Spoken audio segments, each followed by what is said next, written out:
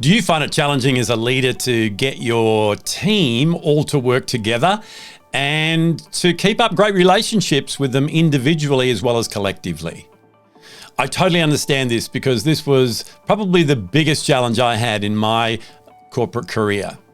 So stick with me because this week we're going to build some foundation around being able to have great relationships that are mutually beneficial and help you both to get what you want.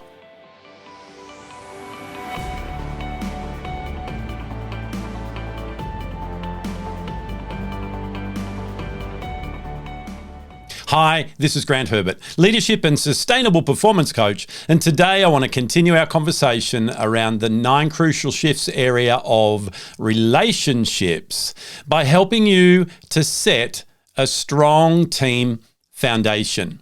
Last week we started a conversation around going from conflict to collaboration when working with others. We understood that even though we're in the age of AI, that the human-to-human relationships are the number one critical aspect of your leadership. Being able to work well with others is vital for you to be able to thrive and survive without burning out and having all the stress. It's great for you, it's great for them, and it's great for the greater good of your organization. So what I want to do this week is I want to give you 4 key foundational principles of a great team that is working together so that you know who you need to be as the leader of that team. We've all heard there's no I in team, and it's all about the team. And unfortunately, even though I understand what that was about, there are plenty of I's in team. There are individuals that are all different, that all have their own identity issues, their own challenges, their own way of thinking, their own agendas. You know, all the things we've been talking about that need to come together so that you can do what the team needs to do. So whilst the sentiment around there's no I in team meant that the team is bigger than the individuals that are involved, we need to understand that it's both. It's not a dichotomy. It's not either the I or the team. It's both together. So what I want to have a look at, as I said, are these 4 foundational areas that you as the leader need to consider and communicate around and foster growth in your team. So the first person in your team that you need to work on is you. And that starts with you getting an understanding of these 4 areas and then reconciling in your own thinking and behavior how you could do things differently.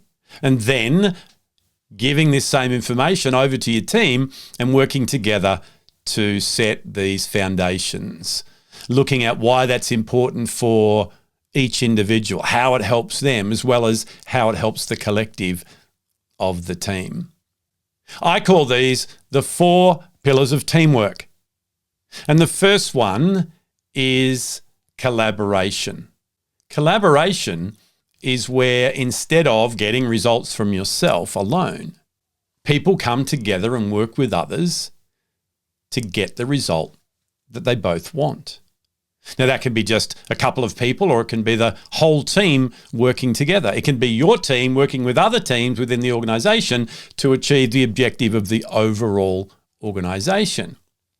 But collaboration needs you to think differently in the first instance. It's not about, like I was in my corporate career, I'm just going to focus on me and what I need to do and, put my head down, tail up and get that done and just turn a blind eye to everybody else. That just created a lot of problems for me and for the others in my team. No, what I'm talking about here is being able to shift the thinking to go, yes, I'm an individual that has these needs and concerns and ways of doing things. However, a different way of doing it that's going to give a greater result is who else could I work with to achieve that result in a different way? So shifting the thinking, if you're a lone wolf like I was, will be the first step. So collaboration is about how do we work together? It's not about competing with each other. It's the exact opposite. So that's the first area. How could you collaborate with things that you're doing? The second pillar is communication. Communication is vital, and in fact, effective communication, mutually beneficial communication, two-way communication is what I'm talking about. Making sure that communication actually takes place. It actually takes place, though, in a way that everybody understands. It's about looking at the differences in the way people need to be communicated with. It's about the regularity of that communication, the vulnerability and transparency and openness of that communication. It's about two-way communication, as I said. It's not about the leader talking and not listening and not allowing anybody else to respond. That's the industrial age manager, and we've moved past that. It's about active listening and making sure that listening is higher in its terms of priority than speaking. So communication is a key pillar in effective teamwork. The third area is conflict. Conflict is inevitable. And as I've said many times before, what I've learnt is that conflict in a team is a good thing. It's not the conflict that's the problem. It's the way the team, both individually and collectively, navigates that conflict. So being able to look at conflict in a different light, being able to look at it as if we have conflict, that's good because we've got people with different understandings and different skills and different talents. So if we bring those together and everybody just agrees, then some people are not necessary. It's about looking at how do we navigate when things are not going the way we want them, when people disagree. And this is a key foundation of great teamwork. They're okay that not everybody has the same opinion. They work well through the conflict and they get a positive resolution. They don't always agree, but they look at the behavior in light of that resolution of the conflict. And the fourth area is how they navigate change. Just like conflict, change is also inevitable. In fact, it's coming faster and faster all the time. So a key foundation of a great team is being able to work together through change. It's about to understand that some people change differently to others, and it's about working together so that we can change together and get the results that we want. It's about shifting the thinking about what change is. And it's going through some skills and strategies, which we'll talk about as we continue forward, on how we can work with the people who navigate change differently. So there you have 4 key pillars that underpin and give a great foundation that's strong for being able to develop great relationships and teamwork within your organization.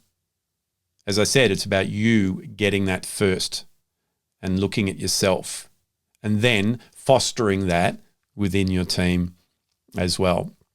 Your relationships are vital, and being able to build strong relationships both individually and collectively within your team will mean that you'll have more energy left at the end of each day to enjoy being who it is that you want to be in every area of your life. You'll experience less challenge and enjoy doing what it is that you do way more as a leader.